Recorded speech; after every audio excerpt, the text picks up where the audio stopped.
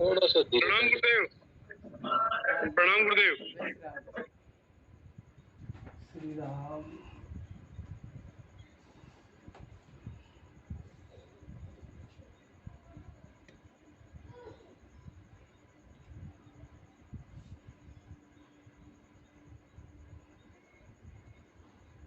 आज हम लोग सुषुम्ना नाड़ी पर बात करेंगे, लेकिन उसके पहले क्योंकि आप लोग प्रश्न पूछते नहीं हो, इसलिए मैंने कुछ प्रश्न बनाए। तो ये क्लास के बाद में मैं बताऊंगा आपको। सुषुम्ना नाड़ी है क्या? सुषुम्ना नाड़ी ही वो द्वार है जो इस जीव को उस शिव से मिलाता है। सुषुम्ना ही नाड़ी ऐसी नाड़ी है जो इस जीव को शिव से मिलाती है। बाकी इस दुनिया के अंदर कोई भी ऐसा विषय नहीं है जो उसको मिला सके।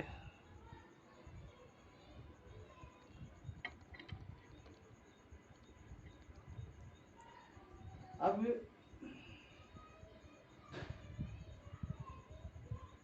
सुषुम्ना है क्या? पहले सुषुम्ना को समझिए आप। ईड़ा नाड़ी और पिंगला नाड़ी के बारे में अपन ने पहले चर्चा कर ली। ईड़ा नाड़ी और पिंगला नाड़ी दोनों के संयोग से जो चलती है समान रूप से, वो सुषुम्ना नाड़ी है।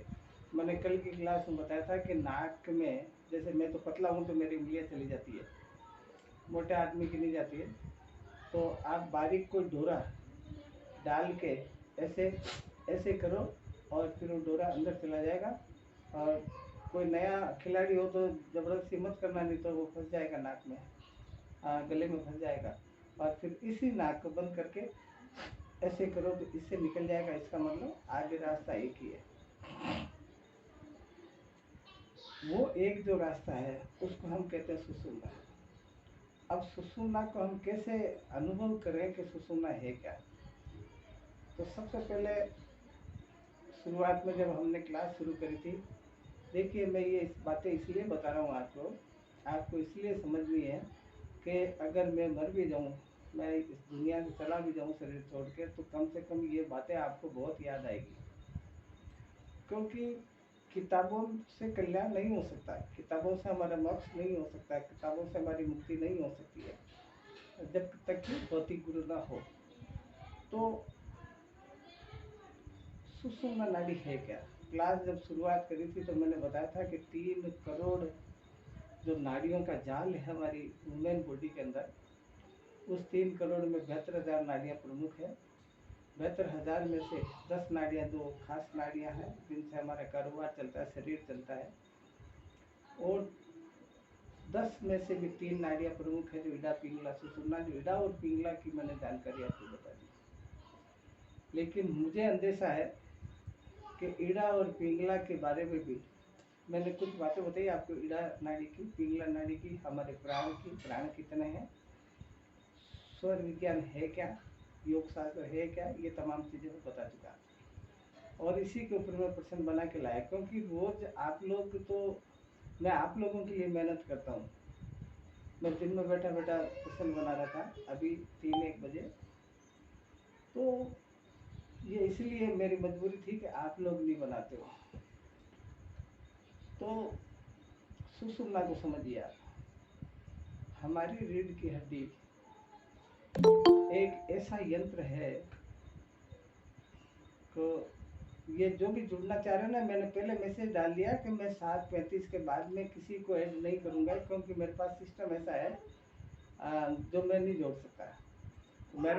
मेहरबानी करके आप, जब मेरे को या आप लोगों की चिंता है कि मैं 7:30 बजते ही एडजस्ट चालू कर देता हूँ मोबाइल, और आप लोग अपने स्वार्थ के हिसाब से, स्वार्थ मेरा भी हो सकता है, मेरे भी परिवार है, मेरे भी घर बार है, गृहस्थी है, पूरा समाज है, परिवार है। मैं समय से हो जाता हूँ किसी भी कंडीशन को छोड़कर, और आप लोग अपनी मर्जी से हो रहे हैं। मैं बीच बीच में पढ़ा रहा हूँ, बीच बीच में आप इसमें ऐड होने का प्रयास कर रहे हो। कम से कम इतना तो देखो कि मैं आप लोगों के लिए नहीं तो मेरे को क्या मिल रहा है इससे, मेरे को कोई धन तो मिल नहीं रहा या कोई कोई प्रतिष्ठा मिल नहीं रही है। न मैं प्रतिष्ठा का आकांक्षी हूँ न धन का आकांक्षी हूँ। तो मेहरबानी करके मैंने मैसेज डाल दिया, आप कृपा करके 7:30 के पहले मैंने 5 मिनट का और आपको रिलाइबल दिया कि 5 मिनट आप 35 तक ऐड हो सकते हो।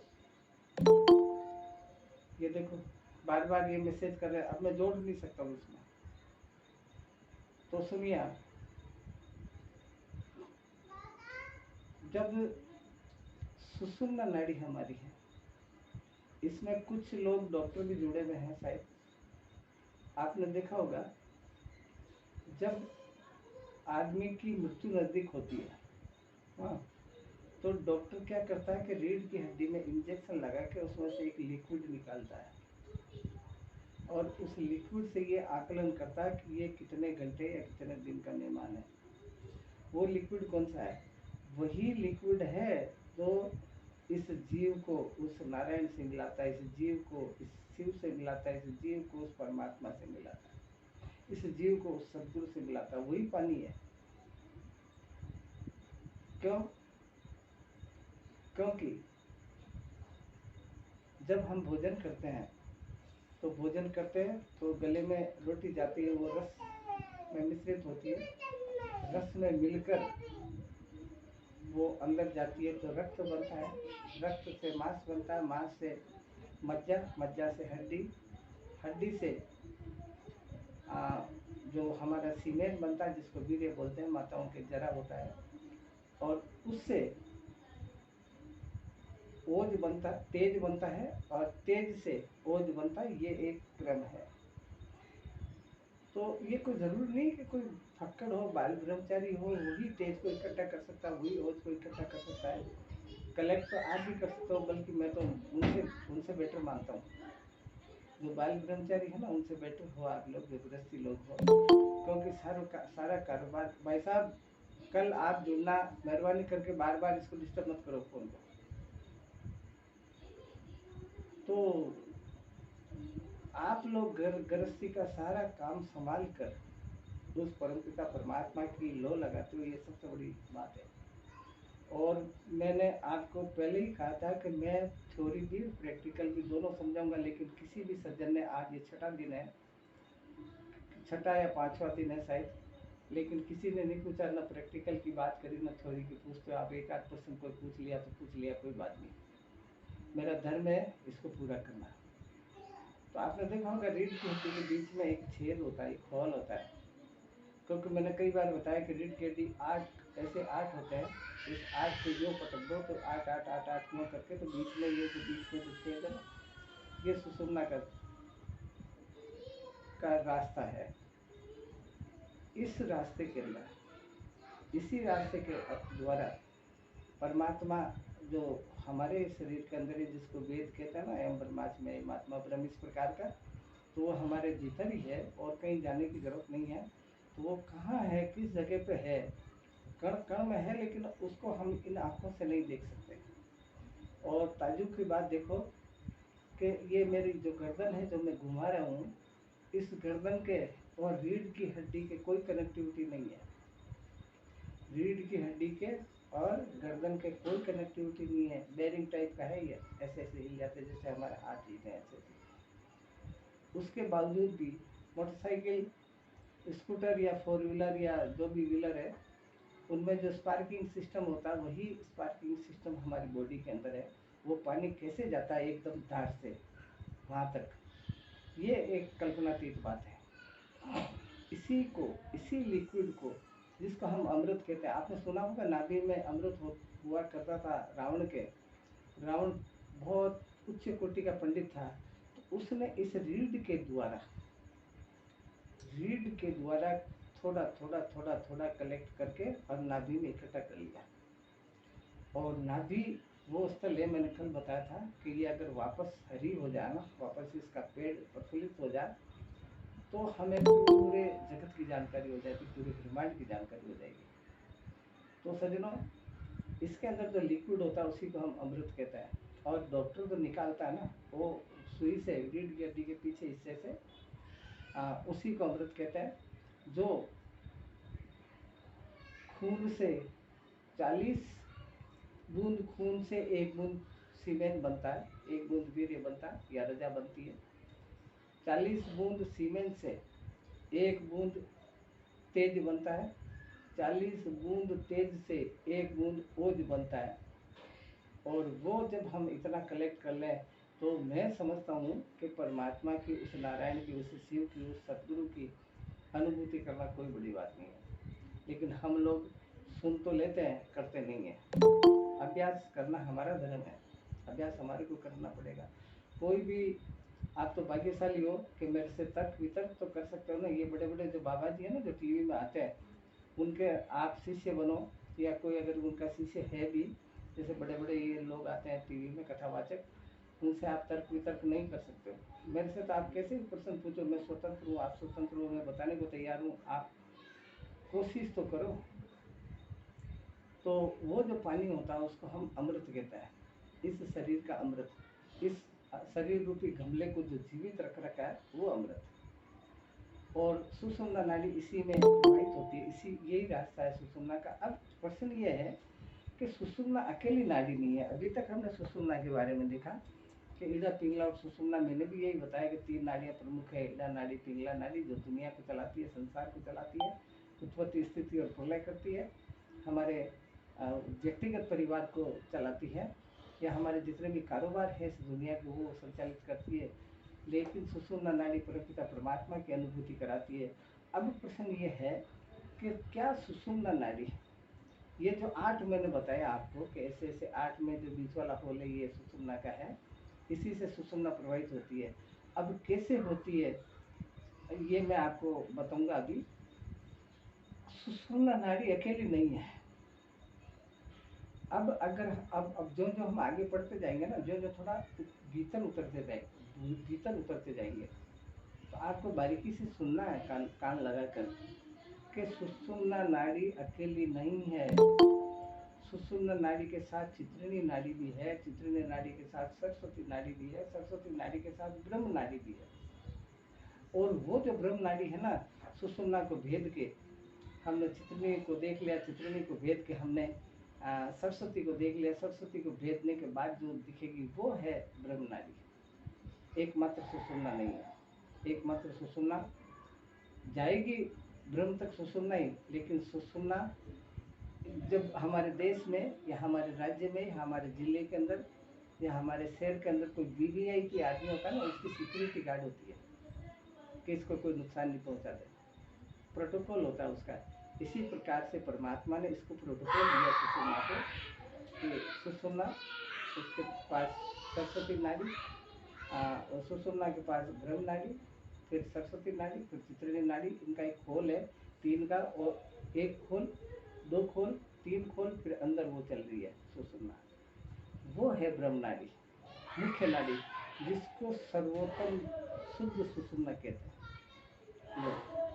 अब प्रश्न ये है कि उसको कैसे अनुभूति की जाए सुषुम्ना की।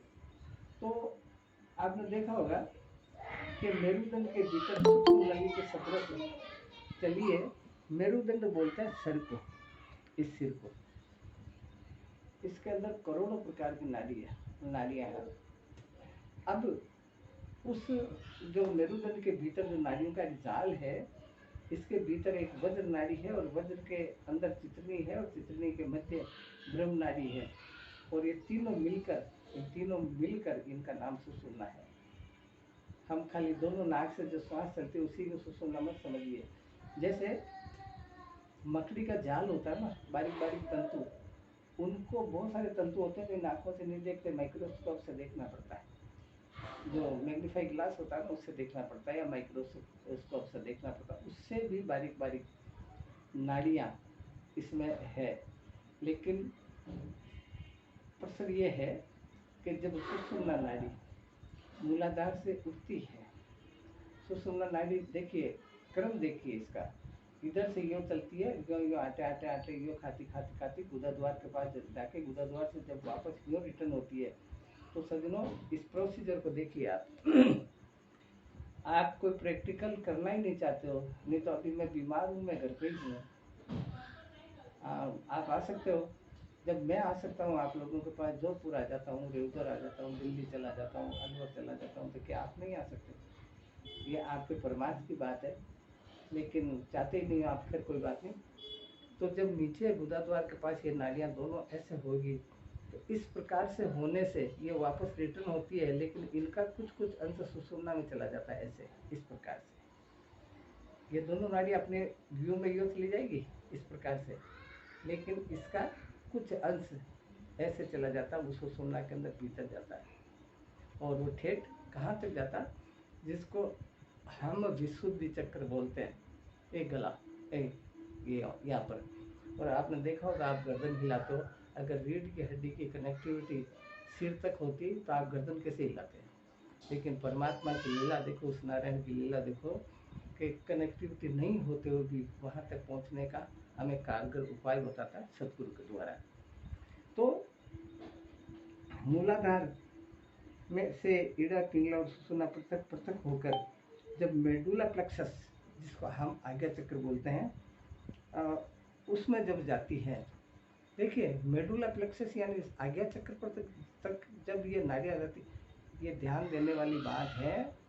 कई जने अभी तक ये सोचते होंगे कि जब हमारी सुषुम्ना चले ना, तो ही हम परमात्मा का ध्यान कर सकते हैं। सज्जनों, मैं प्रैक्टिकल बताने के लिए तैयार हूँ, लेकिन आप समझो तो सही, आप पूछो तो सही। जब नाक से श्वास चलती है, ये सुषुम्ना है मान लिया, ये सुषुम्ना नाड़ी यहाँ से चलकर सीधी इधर नहीं जा रही है। ये मैंने कल बताया था आपको कि जो माताएं बहनें जो बनाती है ना, ये क्या बोलते हैं इसको, ये आईब्रो, इसके इसी डिजाइन में यूँ जाकर ये यूँ जा रही है नीचे की तरफ, ऐसे ऐसे ऐसे ऐसे ऐसे, और गुदा द्वार के पास वापस आकर ये दोनों नाड़ी फिर अलग हो जाती है और ऐसे, और वो नीचे लटक रही है, वो सुषुम्ना नाड़ी, यानी दोनों अपनी अपनी स्थिति में ऐसे हो जाती है, और बीच में इस प्रकार से वो सुषुम्ना है, यानी तीनों नाड़ी अलग अलग हो जाती है।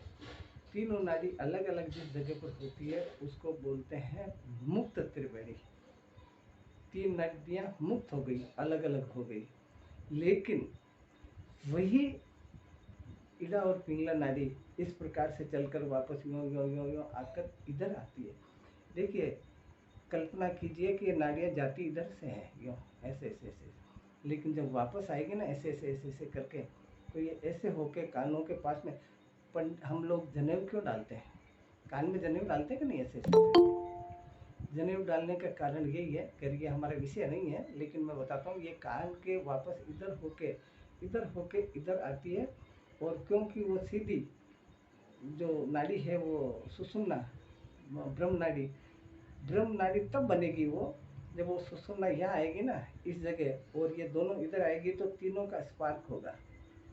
तीनों नाड़ी जब इससे टकराएगी ना, जब किसी भी फेस को न्यूट्रल से टकराएंगे ना, तो स्पार्क होता है, और जब ये तीनों यहाँ टकराएगी, उसको बोलते हैं युक्त त्रिवेणी। शायद आपकी समझ में आ गई होगी। अब इसका अभ्यास कैसे करें, इसका अभ्यास किस तरीका सुन लीजिए। मैं अब ठीक हूँ काफ़ी हद तक। तो अभी मेरा जो दौरा है, शायद मेरा कार्यक्रम है 8 तारीख को इधर ही कहीं, वो 8 तारीख का प्रोग्राम होने के बाद 10 तारीख को मैं यहाँ से प्रस्थान करूँगा, तो शायद कहाँ जाता हूँ, क्योंकि रेगुलर का तो मेरा कैंसिल ही हो गया लगभग। तो मैं जोधपुर या कहीं भी जाऊँगा तो वहाँ मेरे से प्रैक्टिकल पूछना। तो रेगुलर तो मैं अब मेरे ख्याल से इस जीवन में जाने लायक हूँ, नहीं जा सकता। तो ये क्यों नहीं जा सकता, अगर किसी सज्जन को पूछना तो ये बाद में बताना, मैं आपको बताऊंगा। तो जब हम लोग जब श्वास लेते हैं, मैंने 5-6 फॉर्मूले बताए थे कि आपको ये तरीके करने हैं। आप लंबे श्वास लोगे तो कल्पना करो, सबसे पहले तो सुषुम्ना कैसे चलाई जाए। सुषुम्ना नासाग्र, आप पद्मासन सिद्धासन लगा के बैठ जाइए। अगर कोई सज्जन मान लीजिए पद्मासन सिद्धासन लगा कर नहीं बैठ सकता है, तो स्वास्तिकासन लगा लीजिए, आलती पालती मार के बैठ जाइए, नीचे कुछ बॉल रख लीजिए या ऐसी कोई मोटी चीज़ रख लीजिए, और लंबे लंबे श्वास लीजिए। लंबे श्वास लोगे ना, आप मेरे पास आओ अजमेर, मैं एक दिन में बता दूँ आपको। लंबे लंबे श्वास लो। ऐसे जब लंबे श्वास लोगे, आप लंबे श्वास लोगे, तो आपको कल्पना करनी है कि मेरा श्वास नीचे गुदा द्वार के अंत तक, जहाँ पर मूलाधार है, वहाँ तक मेरा श्वास चला गया, कल्पना करनी है। और खाली कल्पना से काम नहीं चलेगा, आपको श्वास भी लंबा लेना पड़ेगा। जब नीचे जाएगा तो आपके दिमाग में थर्मामीटर आना चाहिए, थर्मामीटर की स्थिति आनी चाहिए आपके कि मेरा श्वास लंबा चल गया। लेकिन इस जो नाड़ी के अंदर सबसे पहले सतगुरु को अपना हाथ पकड़ा के करना, कभी भी अंतर यात्रा अकेले मत करना। अगर कोई नुकसान हो गया तो फिर आप भुगतोगे। तो जब नीचे हम कल्पना कर ली कि मेरा श्वास नीचे चल गया, तो हमारी गुदा द्वार कैसे महसूस करेंगे, प्रैक्टिकल बता रहा हूँ आपको। कोई माफ़ करना किसी के, अगर ये मेरी बात अगर किसी के चुप जाए तो जब हम गुदा द्वार तक ये कल्पना कर लें कि मूलाधार तक हमारा श्वास चला गया, तो हमारा गुदा द्वार का मूवमेंट इस तरीके का होगा, वो अपने आप मूवमेंट करेगी। इसका मतलब मेरा सांस वहाँ तक चला गया, मैंने कल्पना कर ली। अब आपको ये कल्पना करनी है थर्मामीटर की तरह। जैसे थर्मामीटर में किसी आदमी को बुखार होता है, मुंह में डालते हैं या कांख में डालते हैं तो वो पारा ऊपर चढ़ता ना। तो आपको मात्र आँख बंद रहनी चाहिए आपकी, और कल्पना यही करनी चाहिए कि वो जो अमृत है, हे सत गुरुदेव, वो जो अमृत है मेरा धीरे धीरे बढ़ रहा है, धीरे धीरे बढ़ रहा है। मैं आपको खाली पन्ने में साइन करके दे सकता हूँ। आप 1 हफ्ता ऐसा कीजिए, आप 1 नहीं 2 नहीं 3 चक्कर पार कर जाओगे, ये मेरा अनुभव है। तो आप ये कल्पना करनी है कि गुरुदेव, अब ये मेरा जो अमृत है ब्रह्म नाड़ी के द्वारा ऊपर की ओर प्रस्थान कर रहा है, जहाँ मेरे दीनदयाल का निवास स्थान है, दीनदयाल की जहाँ स्थिति है, ऊपर चढ़ रहा है। अब आपको शरीर के साथ जबरदस्ती भी नहीं करनी है, जितना कर सकते हो आप, चाहे स्वादिष्टान तक जाइए, चाहे मूलाधार मणिपुर तक जाइए, लेकिन आपको प्रयास करना है। फिर दिन तो और आगे भी तो पड़े ना, दूसरे दिन प्रयास कर लो, तीसरे दिन कर लो। ऐसे करते करते हफ्ते भर में आप पारंगत हो जाओगे, और हफ्ते भर के अंदर आप आज्ञा चक्र तक पहुंच के रहोगे, ये मेरा अनुभव है। तो इस तरीके से जब करोगे तो आपको ध्यान देने वाली बात यह है कि बीच बीच में चौराहे आएंगे, बीच बीच में चौराहे आएंगे। थर्मामीटर थोड़ा सा चला, वो पारा यानी वो अमृत मूलाधार से चला तो स्वादिष्टान पर, क्योंकि स्वादिष्टान पर फिर लाखों नाड़ियाँ हैं मकड़ी के जाले की तरह, तो कहीं हम उसमें अटक नहीं जाना। इसीलिए हम सतगुरु को हाथ पकड़ा कर करते हैं। तो हमें वो नाड़ियाँ देख लेनी है, लेकिन हमारा वे उस पारे पे रहना है, उस अमृत पे रहना है।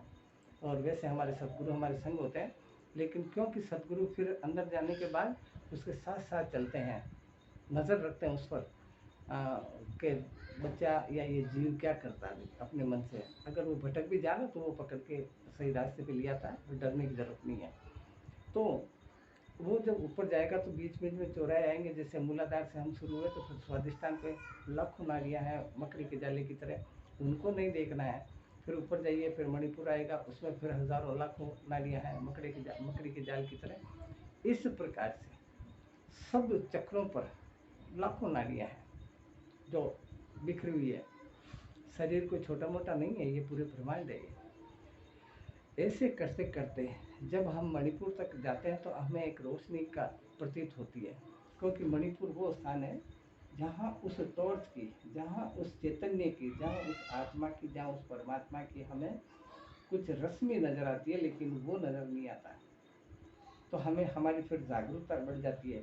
सवाल ये है, आगे वाला चैप्टर कुंडलिनी का है, मैं उसमें डिटेल से बताऊंगा कि अंदर बहुत प्रकार के सतयुग से लेकर जो आज तक या आज के आगे तक, अभी तो करीब 5.25 लाख साल ही हुए कलयुग को निकले हुए, 5.5 पौने 6 लाख ही हुए। अभी तो बहुत लंबा पड़ा ही है कलयुग। तो अंत तक क्या होगा वहाँ तक, ऐसा हमारा भारतीय ज्योतिष कहता है कि जब अंत होगा इस कलयुग का, उस अंतिम पहर के अंदर 10 साल की उम्र होती है आदमी की। तो 10 साल की उम्र में वो शादी भी करता है, बच्चे बच्ची पैदा करता है, बड़ा भी होता है, मर जाता है, सारा कारोबार करके नौकरी पैसा भी करेगा, सब कुछ करेगा। कहने का तात्पर्य ये मैं इसलिए बता रहा हूँ कि सतयुग से लेकर जो कलयुग के अंत तक जितना भी जीव जगत हुए हैं, जिनका बहुत सारे जीवों का तो हम अस्तित्व किताबों में पढ़ते हैं, जैसे डायनासोर है, बहुत सारे ऐसे जानवर हुए, तो वो तमाम चीज़ें आपको अंदर मिलेगी, क्योंकि अंदर चारों युग है। ये फिजिकल युग बीते हैं वर्तमान में, जो समय अनुसार जो युग बीते हैं, लेकिन ये तो ब्रह्मांड है ना भाई साहब, इसमें तो वो चारों युग अभी भी मौजूद है। तो उन तमाम युगों की सारी इसमें स्मृतियाँ हैं।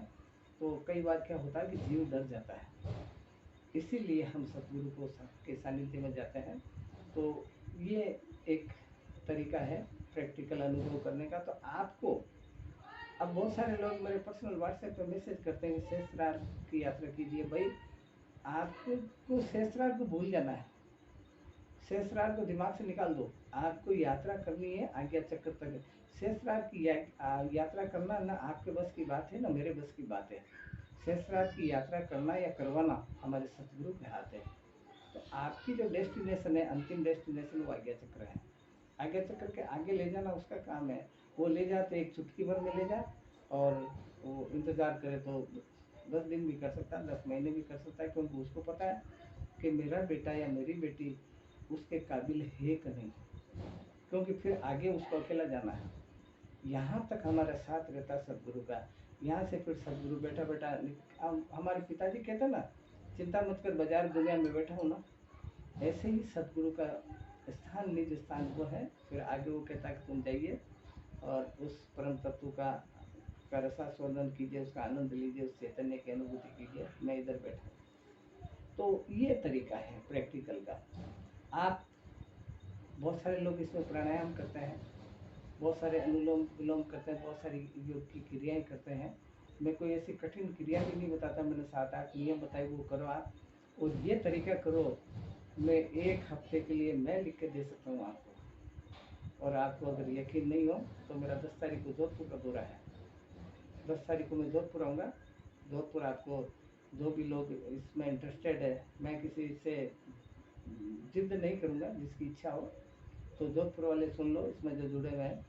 तो जोधपुर आप प्रैक्टिकल पूछना, फालतू की बातें तो हमारी चलती रहती है, मेरा बेटा बीमार है, मेरी बेटी बीमार है, घर गृहस्थी अच्छी नहीं चल रही, इनकम अच्छी नहीं हो रही, ये सारी बातें ये तो चलती रहती है।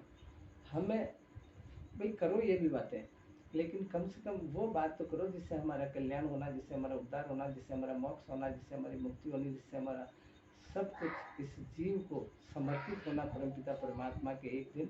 तो वो तो जरिया देखो।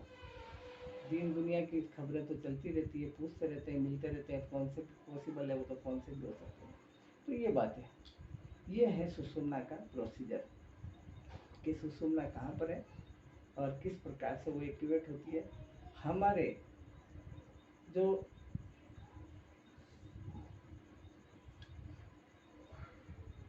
देखिए, ये जो हिस्सा दिख रहा है आपको, ये वाला हिस्सा, ये मेरे फेफड़ा है, ये फेफड़े का एंड है, ये ये फेफड़े के एंड दिख रहा होगा, ये देखो फेफड़े की ये धारी दिख रही है भाई, ये फेफड़े का एंड है ना, ठीक इधर इधर इस जगह इधर, ये जो फेफड़े का एंड है मेरा, इसका ठीक इधर ये वाला हिस्सा है, ये इसके ठीक नीचे की तरफ, जहाँ हम पजामा पहनते हैं तो नाड़ा, जो माताएं बहनें जो पेटीकोट पहनती है उसका नाड़ा आता है, उसी एरिया में आता है, क्योंकि हम उसको बांधे रखते हैं।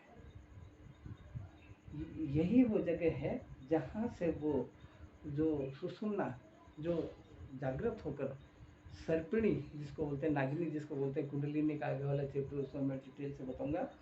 तो वो उसमें से अपना कुछ लिक्विड लेकर, वो अमृत है ना, जो अमृत चल रहा है उसमें से, क्योंकि वो अमृत चलते चलते चलते चलते 24 घंटे तक चलती है वो एक बूंद इतनी पावरफुल है कि हमारे 24 घंटे का दिन मान चलाती है वो। तो पुनः हम फिर 24 घंटे का इंतजार नहीं कर रहे हैं, हम उस सर्पणी को, उस नागिनी को उसमें डुबो कर और वापस उसमें डालेंगे, तो वापस ये समय पूर्व तरोताज़ा होगी कि नहीं, ये तो आप दूसरी बात है। जैसे मान लीजिए मेरी शरबत पीने की इच्छा है, और शरबत मेरी धर्मपत्नी एक ही बात पिलाती है सुबह सुबह। अब अगर मुझे दिन में भी पी लिया जाए वो कोई दूसरे फ्रूट्स का जूस, तो आनंद आएगा कि नहीं? ऐसे ही फिर उसको आनंद आता है, फिर वो एक तरह से सक्रिय हो जाती है। कुंडलिनी एक बार सक्रिय होने के बाद फिर आप चाहे जब कर सकते हो।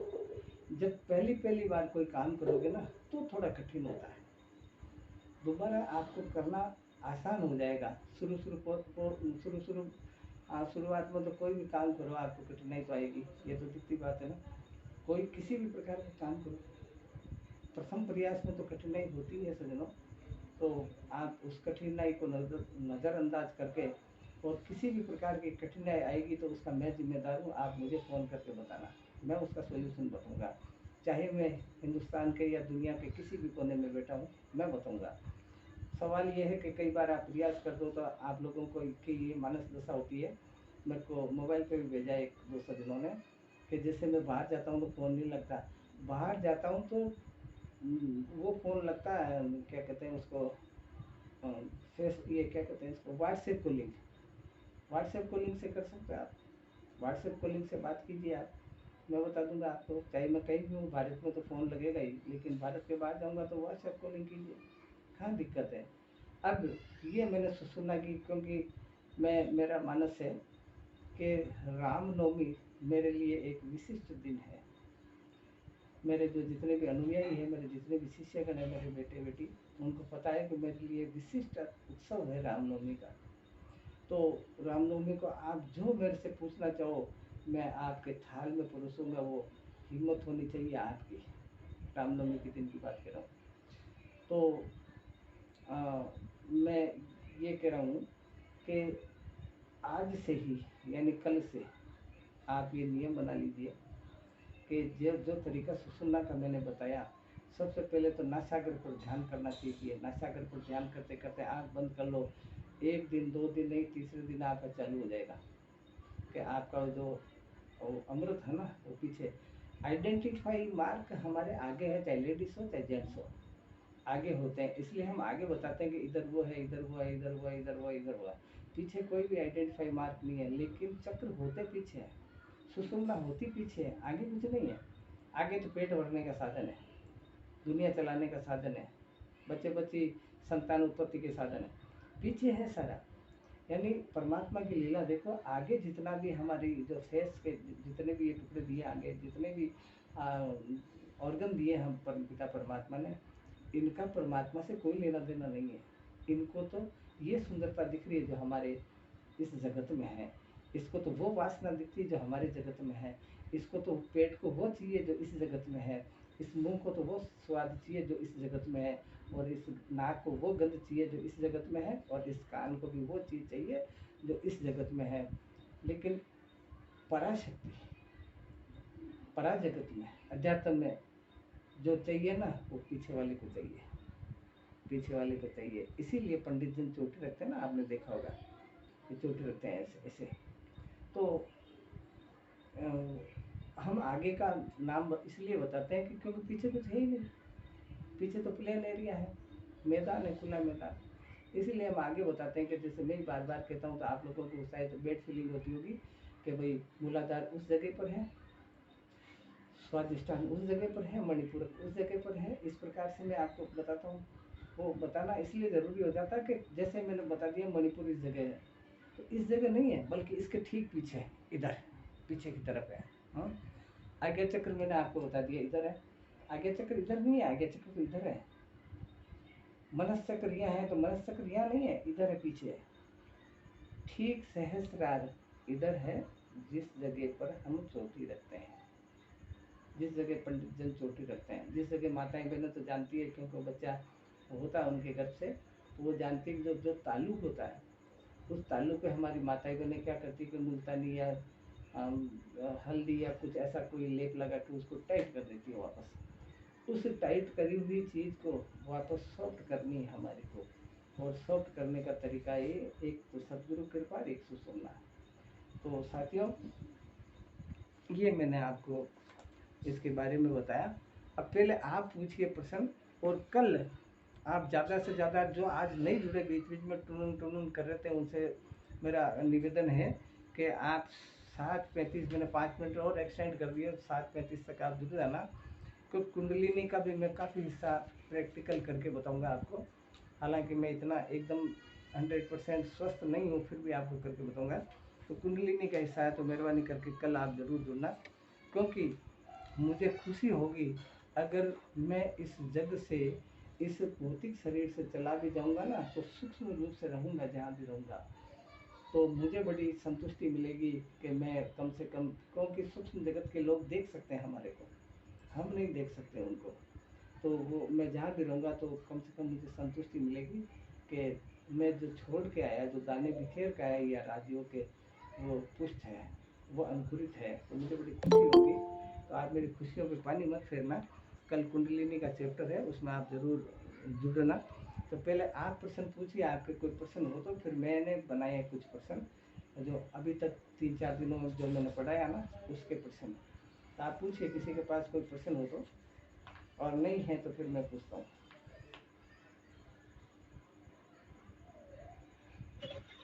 जय श्री राम गुरुदेव। हाँ जी सर। श्री राम, आपने अभी बताया था कि थोड़ा थोड़ा नाभि में जो अमृत इकट्ठा होता है, हाँ तो जो थोड़ा थोड़ा करके अमृत जब इकट्ठा होता है, तो वो एक तो उस अमृत को इकट्ठा करने की प्रक्रिया, और प्रक्रिया के बाद मान लो वो इकट्ठा होता है, हाँ तो उस इकट्ठा होने के हमें कैसे आभास होगा कि यहाँ इकट्ठा हो चुका है, हाँ हमने जो मेहनत करी या गुरुदेव का आशीर्वाद से जो कृपा हुई हमारे ऊपर, हाँ। ये तो कृपा प्रसाद है। व्यक्ति की मेहनत करने से शायद मेरे को नहीं, नहीं लगता ये कुछ होने वाला है। दो चीज से होता है किशन श्री राम। भावना। एक तो गुरु कृपा से, गुरु कृपा के बिना तो कोई भी चीज संभव नहीं है। अंतर की बाहर हम कितनी चोट-राट कर लें भले, अंदर की उसके हाथ है, तो वो उसके ऊपर है। तो ये कुंडलिनी का विषय है, तो मैं कुंडलिनी में करके बताऊंगा, इकट्ठा करके बताऊंगा आपको, और आपसे करवा के बताऊंगा। और किसी सज्जन का कोई अगर प्रश्न हो।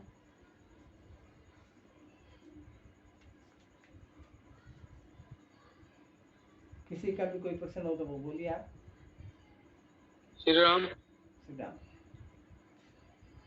इस अभ्यास के चलते हाँ जब जब कोई भी साधक इस अभ्यास को करता है, हाँ घंटा भर 2 घंटा प्रभु की शरण में या गुरुदेव की शरण में बैठता है, हाँ तो जब कहीं भी कुछ थोड़ा बहुत उसमें कुछ भी जैसे आभास होता है, जैसे रोम खड़े होने और ऐसे हाँ, कुछ कुछ बिल्कुल प्राथमिक आभास होते हैं, बिल्कुल तो बिल्कुल। कई बार वो ऐसी कई जगह चला जाता है, कई जगह चला जाता है, हाँ तो वहां ऐसे सिंपल सा खड़ा रहने पे भी सक्रियता महसूस होती है हाँ, कई कई प्रकार से। होती है। तो उस वक्त उस व्यक्ति को क्या करना चाहिए? हाँ, वो ये किशन बना, ये सारा विषय कुंडलिनी का है, तो मैं उसमें प्रैक्टिकल करके बताऊंगा कि उस टाइम आपको करना क्या है। ये दोनों प्रश्न आप कल पूछना कुंडलिनी के टाइम में, क्योंकि अभी बता दूंगा तो कल वो कुंडलिनी चैप्टर समझाऊंगा ना, तो वो थोड़ा डिस्टर्ब हो जाएगा मेरे हिसाब से। तो ये दोनों के दोनों प्रश्न आप कल पूछना आप। श्री राम। हम्म, श्री राम। हाँ श्री राम। जय श्री और किसी सज्जन को कोई प्रश्न हो तो बोलिए।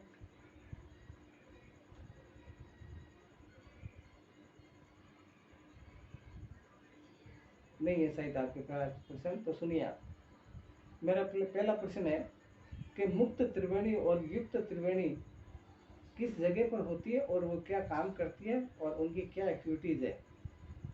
मुक्त त्रिवेणी और युक्त त्रिवेणी कहाँ पर है, उनकी क्या एक्टिविटीज है और क्या होता है वहाँ, बताइए आप।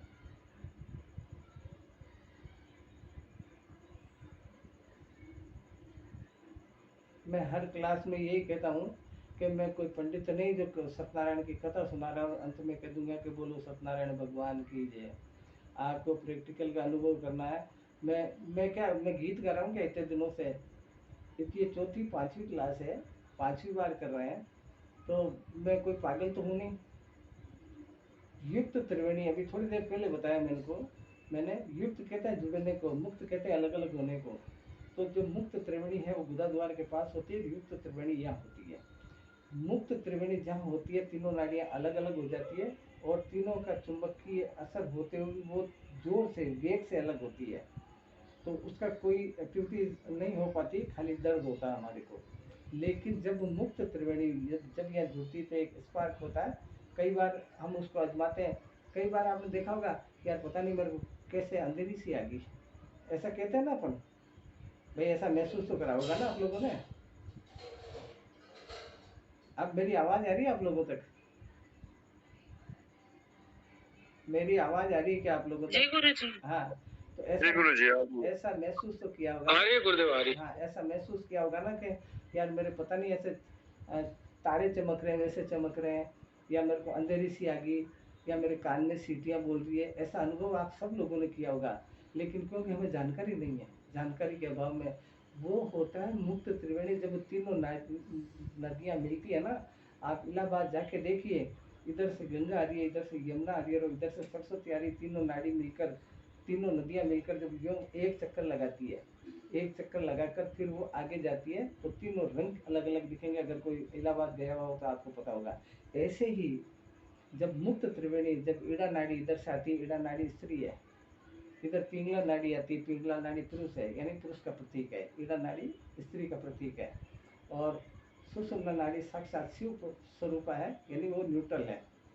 न्यूट्रल मतलब मीडिएटर, मिलाने वाला। जैसे मान लीजिए, आप बुरा मत मानना, मैं एक एग्जांपल देता हूँ कि मेरे को किसी से मोह हो गया, डिफरेंट जेंडर से, और मैं न तो उसको जानता हूँ, न उसको जानता हूँ, कभी फ़ोन से बात हुई हमारी, फिजिकली हम नहीं जानते, लेकिन जो मीडियर है, बिचौलिया, बिचौलिया मुझे भी जानता है, उसे भी जानता है, यानी उस मेल जेंडर को भी जानता है, फीमेल जेंडर को भी जानता है, और वो बिचौलिया दोनों को मिलाने का काम करता है। दोनों कौन होते हैं? प्रेमी प्रेमिका।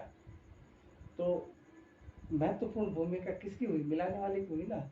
लेकिन फिर वो मिलाकर वो कह देता अब तुम जानो, तुम्हारा काम जाने। यानी फिर क्या होता है, जब एक पति पत्नी साथ होते हैं या प्रेमी प्रेमिका साथ होते हैं, तो क्या होता है, मुझे ज़्यादा समझाने की ज़रूरत नहीं है। तो वो इस प्रकार से स्पार्क होती है, तो वो फिर हमारे को अंधेरी आ जाती है, कानों में घंटियाँ बोलने लग जाती है, या ऐसे बहुत जने कहते हैं ना, हमने एक कहावत बनाई, दिन में तारे नजर आना। हमारे बुजुर्ग पागल नहीं थे, तारे नजर आते हैं वास्तव में। ये युक्त त्रिवेणी की पहचान है, और मुक्त त्रिवेणी की खिंचाव होता है हमारे अंदर। तो ये बात है। मेरा दूसरा सवाल है कि त्रिवेणी का उद्गम जहाँ पर होता है वो कैसा होता है? क्या तीन ही नाड़ियाँ होती है और कुछ भी होती है?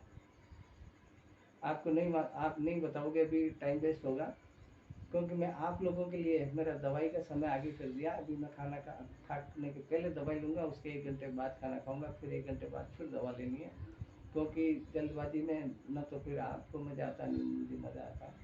तो सुनिए, जहाँ पर त्रिवेणी का उद्गम होता है, यानी कहाँ पर होता है त्रिवेणी का उद्गम? आप में से कोई बता सकता है त्रिवेणी का उद्गम कहाँ से होता है? नहीं मालूम। गुरुजी मूलाधार पे, आज्ञा चक्र पे, आज्ञा चक्र पर, मूलाधार पर तो अलग अलग हो जाती है, कहाँ से उद्गम होगा उनका? आज्ञा चक्र पर होता है, तो आज्ञा चक्र पर अनंत टाइप की, अनंत जो नाड़ी जाल है, मकड़ी के जाले की तरह होती है, बहुत सारी, बहुत। ये इस जगह पर होती है। अब एक प्रश्न है मेरा, क्योंकि ईड़ा और पिंगला नाड़ी के बारे में मैंने अभी 2-3 दिन पहले भी बताया कि पिछली बार बहुत 4-5 क्लासें हमने ले ली, 3-4 क्लासें। कल्पना करो कि शुक्ल पक्ष की तीज यानी तृतीया और चतुर्थी संग है, तृतीया और चतुर्थी संग है, तो आपका कौन सा स्वर चलना चाहिए?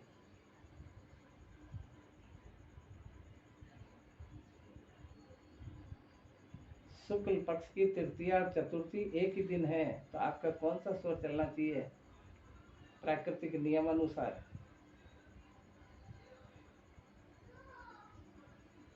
तो जी चंद्र ही चलेगा, जो तुलसिया पे आएगा। चंद्र आएगा या नहीं आएगा, इसका कारण क्यों? चंद्र क्यों आएगा? स्टार्ट तृतीया है, हाँ? तृतीया स्टार्ट है तो उस पे होगा, बाद में हाँ, 2 घंटे या 4 घंटे बाद हाँ, दिन में कुछ भी लगे, क्योंकि उससे क्या फर्क पड़ेगा? हाँ, क्योंकि तृतीया और चतुर्थी भले ही साथ हो, लेकिन पहले तो तृतीया का ही उदय होगा ना भाई। वो तो बाद में चतुर्थी शुरू होगी, दोपहर से या दोपहर बाद से, जब भी होगी वो। तो पहले तृतीया का है, इसीलिए चंद्र ही चलना है। गुरुजी एक एक सवाल पूछना चाह रही थी। हाँ, जैसे आज तृतीया तिथि थी और कल भी तृतीया है, तृतीया वृद्धि हुई अब की बार, हाँ, तो चंद्र पे मतलब इस पे स्वर पे क्या फर्क पड़ेगा? हाँ, स्वर पे ये फर्क पड़ता है कि ये परमात्मा की लीला देखो, उस सदगुरु राम की लीला देखो कि ये हमारे 365 दिन का आकलन उस शरीर में पहले से ही कैलकुलेशन कर रखा है। हमें मालूम नहीं होता, हमें तब मालूम होता है जब हम सदगुरु की शरण में होते हैं या इसको अच्छी तरह से जान लेते हैं। 2 बार अगर तृतीया आ जाए या 2 बार चतुर्थ, जो भी तिथि 2 बार आ जाए, तो अंत में वो कांटा वही मिलेगा 365 दिन में जाके, के बाद में वही कम हो जाएगी, जो बढ़ेगी ना वही कम हो जाएगी। आप अगर पंडित हो, ज्योतिष में जानकारी रखते हो, तो आप देख लेना इसमें। तो संबंध हेतु कौन सा स्वर होना चाहिए? संबंध का मतलब प्रेम। प्रेम का मतलब जैसे कोई रिश्तेदारी हो या कोई सगाई संबंध करना हो, या प्रेम तो कई प्रकार का होता है ना, या पुत्र पुत्री का प्रेम हो, पिता पुत्री का प्रेम हो, पिता पुत्र का प्रेम हो, किसी का भी प्रेम हो। प्रेम किस स्वर में ज्यादा पुष्ट होगा?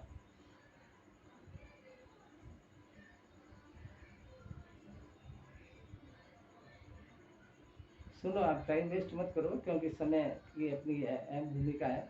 चंद्र स्वर में मैंने आपको बताया ना कि चंद्र स्वर स्त्री का प्रतीक है, तो प्रेम की प्रतिमूर्ति होती है स्त्री, इसीलिए चंद्र स्वर। फीता नाड़ी कहाँ पर है? एक संत होते, कोई सैनी समाज, जो सैनी समाज होता है ना, माली समाज, माली समाज के एक बहुत बड़े संत हुआ करते थे। संत, देखो मेरे नाम है ओम जी, क्या नाम है? मैंने कई बार कथा में कहता हूँ, अचल राम जी महाराज। अचल राम जी महाराज हुए थे पाकिस्तान बॉर्डर पर, मीरपुर खास गांव में।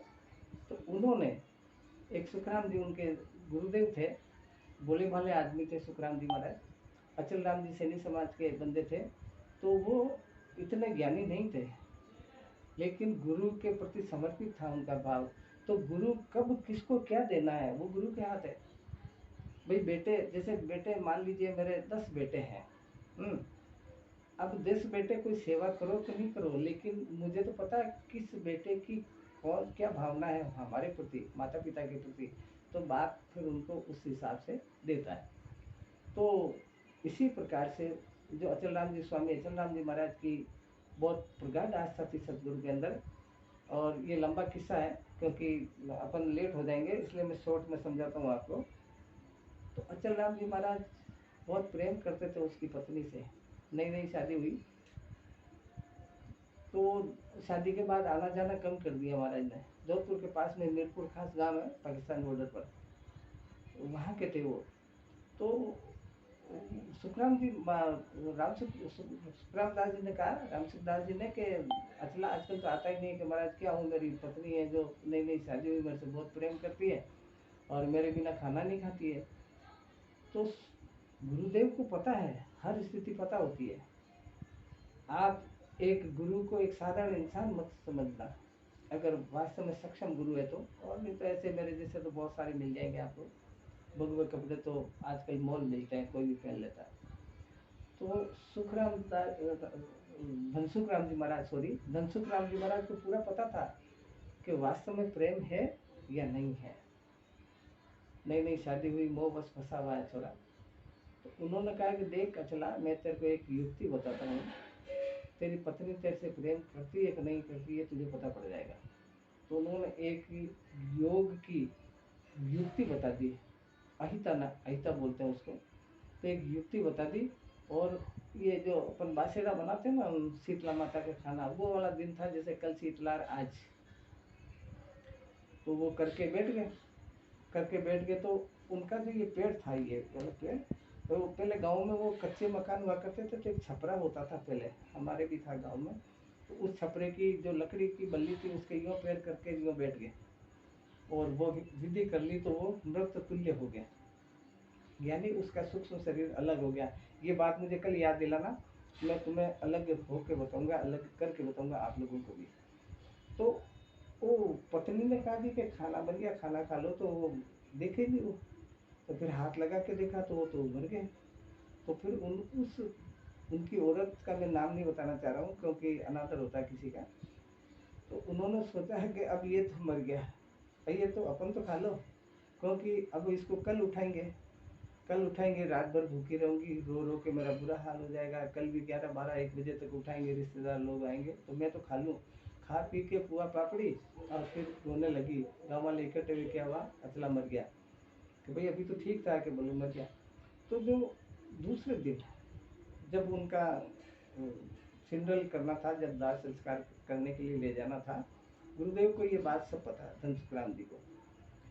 तो वो पेट सीधा नहीं हो, योग के द्वारा की हुई क्रिया किसी भी तरीके से रीसेट नहीं होती है, एक्चुअल पोजीशन में नहीं आती है। तो वो पेट सीधा नहीं हुआ, 2 जने लोग गए, 4 जने लोग गए, पेट सीधा नहीं हुआ, हड्डियाँ टूटने जैसी आवाज़ आने लगी। तो उनकी औरत रोते रोते बोले कि इनका पैर काट दो। किसी ने कहा यार ये थोगली काट दो, ये बल्ली। बोले बल्ली मत काटो, मैं विधवा हो गई, मेरे कौन कमाने वाला, अब इनका पैर ही काट दो, जलाना ही तो है। ये सारी बात जो महाराज सुन रहे थे, अचल राम जी महाराज, तो उन्होंने सोचा, वो सूक्ष्म शरीर ने सोचा, देखो यार मैं मेरी पत्नी से कितना प्रेम करता था, और अब तो मैं जिंदा हूँ लेकिन फिर भी मेरी पत्नी कह रही कि इसका तो पैर ही काट दो, मैं विधवा हूँ। तो जब उनको ले गए शमशान में, तो बिचला बासा होता है जहाँ मुर्दे को रोकते रास्ते में, तो वहाँ पर सारे लोग रो रहे थे। तो धनसुख राम जी महाराज के लिए किसी ने कहा इनके गुरु को तो बोलो कि अचला मर गया। तो धनसुख राम जी को बुला के लाए, तो धनसुख राम जी ने बड़ी आपत्ति करी कि अरे राम राम राम, अचला मर गया। तो कि बाप जी कैसे भी करो ये जिंदा हो जाता। तो कि भाई जिंदा तो हो जाएगा, लेकिन आप दूध लाओ, बादाम पिस्ता काजू किशमिश वगैरह ये लाओ, मिश्री वगैरह, ये घोल के 21 बार उस मुर्दे के ऐसे ऐसे घुमा के। वो तो एक दिखाना था, ऐसा कुछ नहीं है। वो तो उनको पता है कि वापस इसको रीसेट कैसे करना है, तो लोगों को दिखाना पड़ता है ना। कर्मकांड में भी दिखावा होता है। तो के और उनकी धर्मपत्नी को बोला कि भाई तू पी जा, तेरा आदमी जिंदा हो जाएगा। तो उनकी धर्मपत्नी के ये शब्द है कि मालिक कौन से मर गए, मैं दूसरे मालिक के चली जाऊंगी, अभी तो जवान हूँ, मैं क्यों पीऊँ। माँ को बोला, माँ ने मना कर दिया, बाप को बोला, बाप ने मना कर दिया। तब सारे लोग बोले कि भाई आप कोई नहीं पी रहे हो तो आप कहो तो मैं पी जाऊँ। धनसुख राम जी महाराज ने कहा, तो सारे गांव वाले जो सब यात्रा में गए थे उन्होंने कहा कि हे प्रभु आप पी जाओ, आपकी बेकुटी निकालेंगे शोभा यात्रा, और आपका बहुत बड़ा मंदिर बना देंगे, आप पी जाओ प्रभु। अब देखिए उसमें कुछ नहीं था, उसमें काजू बादाम पिसते थे, सारा दूध था। वो महाराज पी के गट गट गट गट गट गट पी के, और एक हिता नाड़ी होती है, इस जगह होती है, कल बताऊंगा मैं डिटेल से। उसके उसके अचल राम जी के महाराज धनसुख राम जी ने ऐसे करा और वो जिंदा हो गए। तो वहीं खड़े खड़े उसी जगह परिवार के सामने, वो गांव वालों के सामने, अपने सतगुरु के सामने वो एक भजन गाते हैं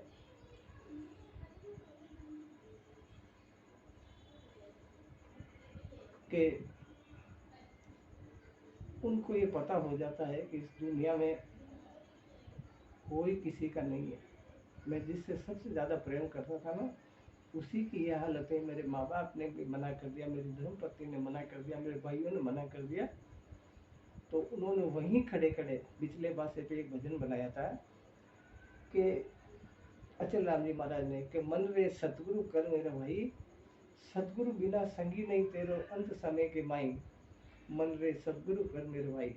उस जगह ये खड़े खड़े भजन बनाया, सब लोगों ने सुना वो, और वहीं से रवाना हो गए। उसके बाद कभी घर नहीं गए, फिर तो परम तत्व में विलीन हो गए। तो मैं ये बात इसलिए बता रहा हूँ आपको कि हमारे जो, जिसको हम सुपर पावर मानते हैं, जिसको सदगुरु मानते हैं, मैं बार बार कहता हूँ कि सदगुरु कोई शरीर नहीं होता, एक एलिमेंट होता है। उनको सब पता है हमारी एक्टिविटीज़, लेकिन हम करें तो। आप कहीं भी उलझ जाओ, मैं बार बार आपको कहता हूँ, ऐसा कहने वाला नहीं मिलेगा आपको कि मैं गारंटी लेता हूँ इसकी। और ये रिकॉर्डिंग है, अगर किसी के साथ कुछ हो जाती है ना, तो ये रिकॉर्डिंग है, ये पूरा विश्व देखता है इस रिकॉर्डिंग को। मैं झूठ बाद में मना नहीं कर सकता कि मैंने ऐसा नहीं बोला। मैं अभी कह रहा हूँ, मेरी गारंटी है, आप करो तो सही। अगर किसी उलझन में फंस जाओ आप, या किसी दुविधा में फंस जाओ अंदर में, तो मैं उसकी जिम्मेदारी लेता हूँ। लेकिन आप सतगुरु का को अपना हाथ पकड़ा के कीजिए सज्जनों। सतगुरु कोई छोटी मोटी हस्ती नहीं होती है। हम जाति में आंक लेते हैं, शरीर में आंक लेते हैं, सतगुरु बहुत महान होता है। हमारे वेद जब व्यास जी ने लिखे तो सबसे पहले सदगुरु की आराधना करी, हमारे पुराण लिखे तो सदगुरु की आराधना करी, हमारे उपनिषद लिखे, हमारी नीतियाँ लिखी, हमारे शास्त्र लिखे तो सबसे पहले सदगुरु की आराधना करी। और हम सदगुरु को एक ऐसे ही समझ लेते हैं। सुसुम्ना चलाने के लिए कौन सा तरीका करना चाहिए? अभी मैंने थोड़ी देर पहले बताया कि नासाग्र दृष्टि करके आदमी मेडिटेशन कीजिए, आँख बंद कीजिए, आपको कुछ समय के अंदर आपका सुसुम्ना चलने लग जाएगा। साधना में कौन सा स्वर होना चाहिए? साधना अगर आप करते हो तो कौन सा स्वर होना चाहिए साधना करते हो? सूर्य स्वर होना चाहिए, क्योंकि सूर्य स्वर पावरफुल होता है। ताकत के काम, हिम्मत के काम, तर्क वितर्क के काम, बुद्धि के काम सारे सूर्य स्वर में किए जाते हैं। अगर 2 घड़ी चला तो शेष पूर्ति कैसे होगी? जैसे अभी कल्पना ने प्रश्न पूछा था, अभी उसी से रिलेटेड है कि 2.5 घड़ी चंद्र स्वर और 2.5 घड़ी सूर्य स्वर चलता है। लेकिन मान लीजिए 2 घड़ी चला तो उसकी प्रतिपूर्ति कहाँ होगी, कब होगी? क्या साल भर में होगी या 100 साल में होगी? आप इस रिकॉर्डिंग को दोबारा सुनना, सुनो आप, मैं बता रहा हूँ। अगर 2 घड़ी आपका चंद्र स्वर चला तो इससे का तात्पर्य है कि कोई चंद्र स्वर संबंधित, कोई ठंड से संबंधित आपके कोई तकलीफ है अंदर, और इसकी प्रतिपूर्ति इस 24 घंटे में ही होनी है वापस। यानी वो बाद में 3 घड़ी चल जाएगा वो, लेकिन होनी है 24 घंटे के अंदर ही इसकी प्रतिपूर्ति। बुखार में कौन सा स्वर अधिक चलता है और इसका निवारण कैसे किया जाए? बुखार के अंदर सूर्य स्वर अधिक चलेगा और इसका निवारण है कि आपको चंद्र चलाना है। अब ये प्रश्नों का उत्तर तो मैं ही दे रहा हूँ, फिर आप क्या दोगे? गंगा यमुना सरस्वती किसे कहते हैं? गंगा यमुना सरस्वती कहते हैं इड़ा, पिंगला और सुषुम्ना को। रज, तम और सत्व, ये 3 नाड़ियां हैं हमारे शरीर में। अभी मैंने बताया इड़ा, पिंगला और सुषुम्ना। तो रज नाड़ी कौन सी है, तम नाड़ी कौन सी है और सत्व नाड़ी कौन सी है? और आप अगर बता भी दो तो ये भी बताना कि कैसे है वो।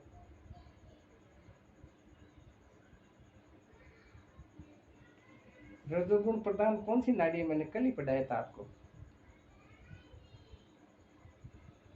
देखिए, उत्पत्ति का जो कारण होता है, किसी भी चीज की उत्पत्ति, चाहे संतान उत्पत्ति हो, चाहे पेड़ पौधे की उत्पत्ति हो, चाहे मकान की उत्पत्ति, किसी की भी उत्पत्ति हो, मैंने आपको बताया वो इस प्रकार के काम होते हैं ना, जो नव उत्पन्न के, वो सूर्य स्वर में होते हैं। तो सूर्य स्वर रज प्रधान है, सूर्य स्वर रजोगुण प्रधान है।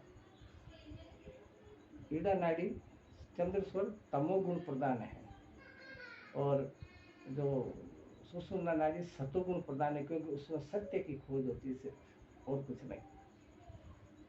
ये बात मैं इसलिए कह रहा हूँ कि आपको याद होना चाहिए। इस आज वाले चैप्टर को विशिष्ट समझना, इसके बार बार इसको सुनना, क्योंकि आप लोग कल को आप लोग गुरु हो, आप भी किसी के गुरु हो, तो आप उनको समझाओगे तो कैसे समझाओगे? आपको तो पूरी जानकारी होनी चाहिए कि भाई सरस्वती नाड़ी कहाँ पर है, जीव के अग्रभाग पर के अंदर किस प्रकार से समाहित है। सरस्वती नाड़ी कहाँ होती है? देखिए, किसी को भी ये आपको जानकारी नहीं होगी शायद, किसी के पास हो जानकारी सरस्वती नाड़ी कहाँ होती है तो बताओ देखें।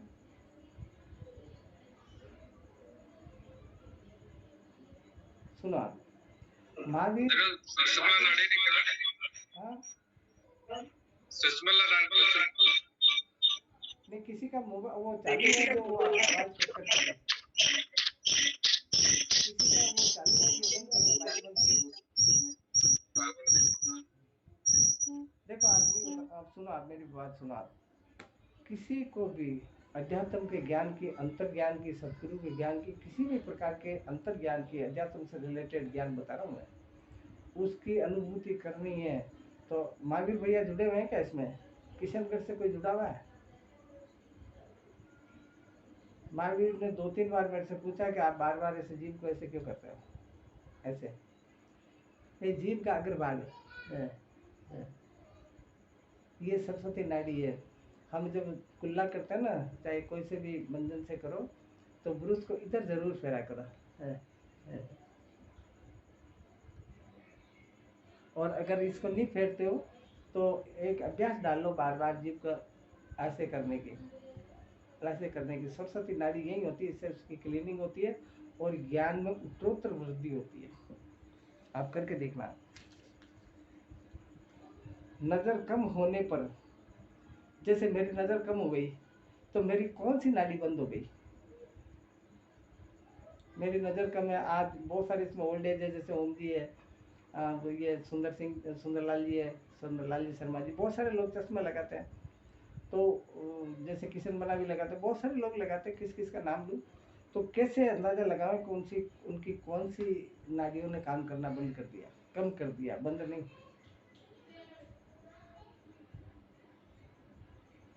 इस ये जो रिकॉर्डिंग है ना, इस रिकॉर्डिंग को आप सहेज के रख लो, इसको सुनना नहीं है आपको।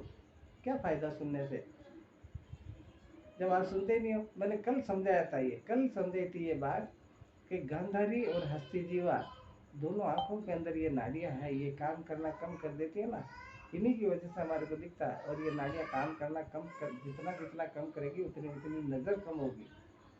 गांधारी और हस्ती जीवा नाड़ी। नाग वायु किसका संकेत है? अगर प्राण अपान समान उदान व्यान 5 प्राण है और 5 उप प्राण है, नाग कूर्म कृकल देवदत्त और धनंजय, तो एक नाग वायु अगर आपकी बढ़ जाती है शरीर के अंदर तो आप में क्या परिवर्तन आएगा शरीर के अंदर?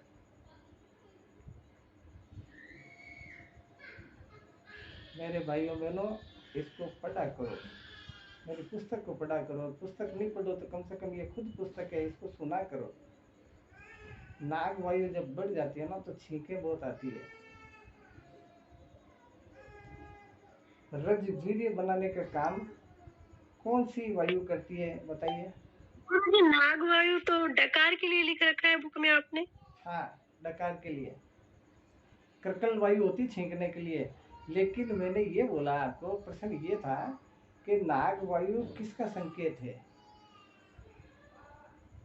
ये जो 5 वायु है ना बेटा, 5 वायु, नाग कूर्म कर्कल देवदत्त और धनंजय, तो नाग इसमें मुख्य है। जैसे प्राण वायु में प्राण मुख्य है, बाकी 4 गुण है, 4 उससे बनते हैं। ऐसे ही नाग वायु में नाग मुख्य है, 4 उससे बनते हैं। नहीं आई समझ में? मतलब मुख्य नहीं गुरुजी। भाई, प्राण अपान समान उदान व्यान 5 प्राण है। बाहर से तो हम प्राण वायु ले रहे हैं, ये नाक के दोनों छेद जहाँ मिलते हैं ना, यहाँ जाके वो 4 भागों में डिवाइड हो जाएंगे, प्राण खुद हृदय में चला जाएगा। इसी प्रकार से 5 जो उप प्राण है, नाग कूर्म कृकल देवदत्त धनंजय, कृकल से छींक आती है। लेकिन क्योंकि मुख्य तो ये है ना भाई, कोई पेड़ है उसमें 5 शाखाएं हैं, ऐसे ऐसे ऐसे 5, जैसे ये पेड़ है, ये पेड़ है और ये 5 शाखाएं हैं, तो इसको नाग मान लो। तो ये नाग पहले इसमें जाएगी, ये मुख्य नाग की नाड़ी है। लेकिन सम्मिलित सब में होगी ना, तो सबसे ज़्यादा उसमें होगी, क्योंकि हम वायु जो नाक से लेते हैं ना, वायु लेंगे तो नाक से ही ना, तो इसको सबसे ज़्यादा प्रभावित करेगी। वैसे नाग वायु में क्या क्या इफेक्ट होता है? नाग वायु से क्या इफेक्ट होता है हमारे शरीर में? कर्कल छींकने के काम आती है। लेकिन नाग वायु की अगर वृद्धि हो जाएगी ना, तो आपको इस प्रकार की छींक आएगी, जैसे वो खुजली चलती है ना नाक में, गुदगुदी चलती है, जैसे बहुत सारे लोगों को जुकाम उकाम हो जाती है, इस प्रकार से। वो तो शुद्ध छींक होती है उसमें, तो कर्कल में तो। आइए, रज वीर्य बनाने का काम कौन सी वायु करती है? जो माताओं में रज और पिता पुरुषों में जो वीर्य सीमेंट बनाने का काम कौन सी वायु करती है? आप पढ़ते नहीं हो ना, इसके सिर्फ इसको सुनते हो। प्राण वायु करती है। ज्ञान वायु का कार्य अगर बंद हो जाए तो इस शरीर में क्या बदलाव होगा? ज्ञान वायु अगर बंद हो जाए काम करना तो शरीर की क्या गति होगी, बता सकता है कोई?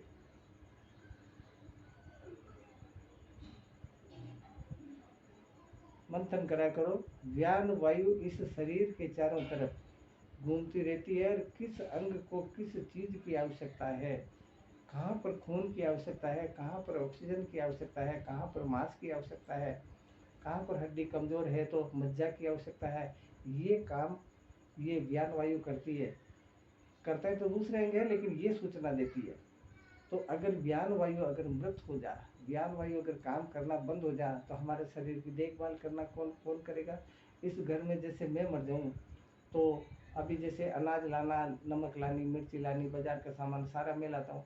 अगर मैं मर गया तो फिर सारा इनके ऊपर आ गया ना, तो ये तो डावाडोल हो जाएंगे। हालांकि इन्हीं को संभालना है, लेकिन इसी प्रकार से जब ज्ञान वायु खत्म हो जाती है तो शरीर में किस अंग को किस चीज़ की जरूरत है उसे कोई बताने वाला नहीं है, और वो अंग धीरे धीरे आइडल हो जाता है। जैसे किसी को पैरालिसिस हो जाता है, इस प्रकार की बहुत सारे ऐसी तकलीफ हो जाती है। अब मोक्ष और मुक्ति में क्या फर्क है? तो सुनो आप, क्योंकि हमारे समय हो जाएगा और आप लोगों को भी नवरात्रि है ना, तो और कोई काम करना है, 1 घंटे से ज़्यादा हो गया हमारे को समय। मोक्ष कहते हैं इस चैतन्य की अनुभूति करना, और मुक्ति कहते हैं परमात्मा में मिल जाना, फिर जन्म मरण नहीं होना, उसको कहते हैं मुक्ति। अंतर चेतना और विश्व चेतना क्या होती है? ये प्रश्न मैंने बहुत पहले भी पूछा था आपसे। देखिए कोई विद्वान है तो बताओ, देखिए अंतर चेतना और विश्व चेतना क्या होती है?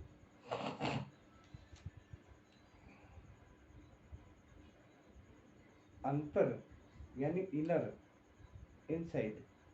चेतना, चेतना आप समझते हो चेतना किसको कहते हैं? और विश्व चेतना, अंतर चेतना को विश्व चेतना में स्थापित कब किया जाएगा? जब हम सहस्त्रार में होते हैं। यानी कई बार देखा होगा, हम सुनते हैं किताबों में, एक बाबा जी है जो 2 जगह चले गए। वो फिजिकली बोले हरिद्वार में, लेकिन चले गए कहीं दूसरी जगह। जिसे मैंने कथा सुनी है बहुत पहले कि एक पागल बाबा थे जिसने गाड़ी रोक ली, पागल बाबा थे दूसरी जगह। ऐसे ही बहुत सारे किस्से होते हैं। जैसे अभी पायलट बाबा की एक्सपायर हुए, तो उनकी मैंने कथा बताई थी एक मेरे प्रवचन में है, आप सुनना है मेरे चैनल पे। तो एक आदमी फिजिकली कहीं भी है वो, लेकिन अंतर विश्व चेतना उसको कहते हैं कि वो विश्व के किसी भी कोने में जाके अपने चैतन्य की अनुभूति करा दे, उसको कहते हैं विश्व चेतना। संध्या का समय बताओ, संध्या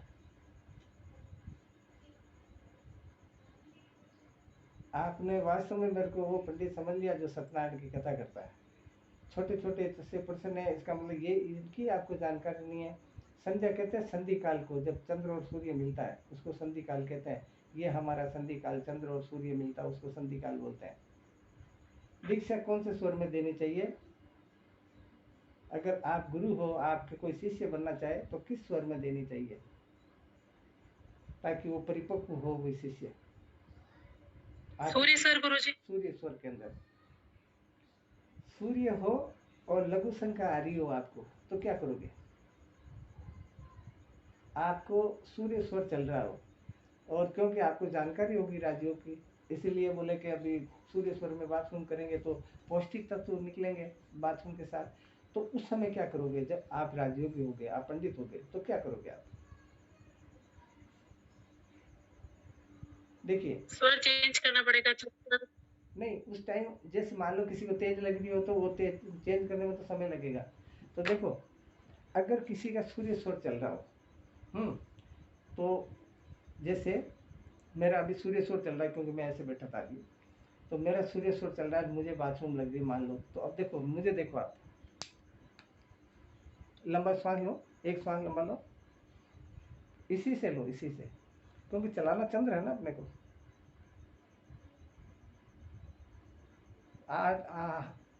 हाथ की जो पोर है ना आगे वाला, ये इधर आंख के पास रहना चाहिए ऐसे।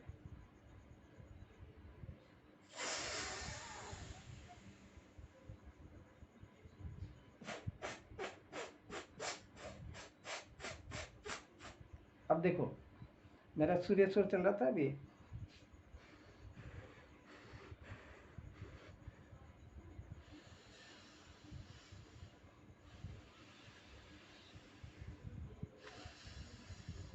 चंद्र चल गया ना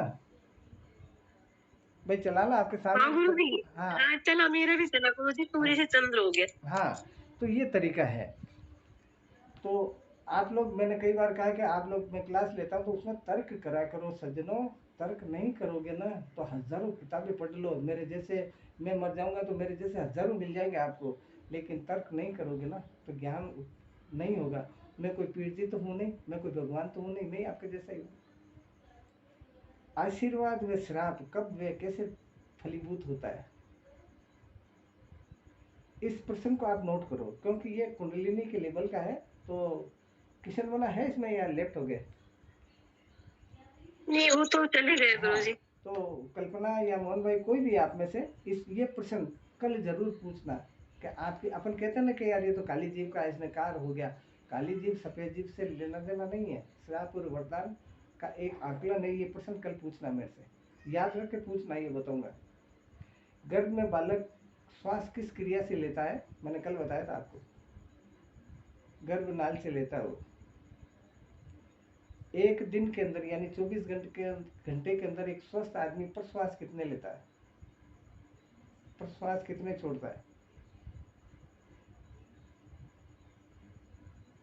जैसे आईएएस आईपीएस की परीक्षाओं में सवाल उलझा के देते हैं ना, अब यही पता नहीं है कि आपको 21,600 श्वास एक दिन में लेते हैं अपन। तो जितने मुझे याद रहता है, लेकिन कंफर्म नहीं होते कि ये सही है या गलत, इसलिए बोलते ही नहीं है।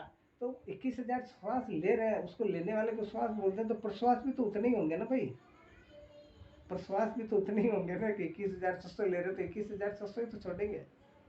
मैंने ये लिख दिया प्रश्वास कितने छोड़ लेते हैं। कैसे आगंतुक का भान रखोगे कि इसके दिमाग में क्या है, कैसे आया, किस प्रकार से आया, ये मेरा अंतिम प्रश्न है, इसको आप बताइए। और कल कुंडलिनी के बारे में मैं समझूंगा, और ये प्रश्न कुंडलिनी का कल अवश्य पूछना आप लोग। ये आप बताओ, आप प्रश्न आप में से कोई बता सकता है तो। आपके पास कोई आपके घर आया तो कैसे आकलन करोगे कि ये मेरे हित के लिए आया, मेरे अहित के लिए आया, मुझे गाली गलौज करना आया, मुझे मेरे से प्रेम करना आया, मेरे से हित बांधना आया या अहित करना है, कैसे आकलन करोगे? गुरुजी, अगर वो दाएं से, सामने से और ऊपर से आया तो वो हमारे हित के लिए आया है, लेकिन अगर वो बाएं से, पीछे से और नीचे से आया तो फिर वो कुछ ना कुछ अहित करने आया है। पूर्ण स्वर और शून्य स्वर बता रहे हो आप। अगर हमारे बंद स्वर की तरफ कोई आया है, जैसे मैं ऐसे बैठा हूँ, और जैसे मान लीजिए कल्पना करो कि जैसे मेरा अभी चंद्र स्वर चल रहा है, अभी तुम्हारे सामने चला है, मेरा चंद्र स्वर चल रहा तो सूर्य बंद है, कोई इस ये वाला दरवाजा खोल के इधर से आए तो इसका मतलब मेरा हित करने नहीं आया, वो अहित करने आया। और इधर से आकर इधर बैठ गया तो आया तो हित करने ही है, लेकिन मेरी बातें सुनकर वो ठंडा पड़ गया। ये श्री राम, मैं कल बताऊंगा डिटेल से आपको। गुरुजी, किसी के रूम में एक ही दरवाजा हो तो? हाँ, एक ही दरवाजा हो तो आपकी बैठने की स्थिति तो होगी ना, आपके किधर से आया वो, आपके किस स्वर की तरफ से आपके सामने आया वो। दरवाजा भले एक ही हो भाई, कल्पना करो कि मेरा ये एक ही मकान, एक ही कमरा है, तो मैं बैठा तो हूँ ना कहीं भी, तो इस दरवाजे से आया तो इधर से आएगा। और मान लो मैं ऐसे बैठा हूँ, यूं यूं इधर मुंह करके ऐसे, तो वो चालू स्वर की तरफ आया ना। मेरे बैठने की स्थिति भी तो देखनी पड़ेगी ना आपको, आप लोगों के बैठने की। तो इसके बारे में डिटेल कल से पूछना, अब काफ़ी समय हो गया। और रिकॉर्डिंग करी क्या इसने भैया ने? हाँ गुरुजी, हुई है रिकॉर्डिंग, लेकिन लास्ट की थोड़ी सी रह गई। ये जो सवाल जवाब थे ना, तो नेटवर्क चला गया, तो उसमें कुछ सवाल तो ऐड हुए, कुछ रह गए। हाँ, कोई बात नहीं, कल मिलना तो। और उन लोगों को मैं आग्रह कर रहा हूँ विशेष तौर पर कि अभी 40-45 हो गए, 7:45, तब तक वो टून जुड़ने की कोशिश कर रहे थे, मेहरबानी करके मैंने मैसेज डाल दिया, मैं 5 मिनट से ज़्यादा इंतज़ार नहीं करूँगा। श्री राम। गुरुजी, आपने रिकॉर्डिंग की है? हाँ, मैंने भी करी बेटा। हाँ, तो वो जो लास्ट वाली जो क्वेश्चन आंसर है वो आपकी रिकॉर्डिंग में ही मिलेंगे, इसमें नहीं हुए, वो नेटवर्क चला गया था। कोई बात नहीं, तो मैं मेरी वाली डाल दूंगा। और आप जी कल गुरु। प्रश्न जरूर बना के लिखना, और मैं इन्हीं में से प्रश्न पूछूंगा आपको, और आप प्रश्न जरूर बना के रखना। जय श्री राम। जय श्री राम। जय श्री राम गुरु।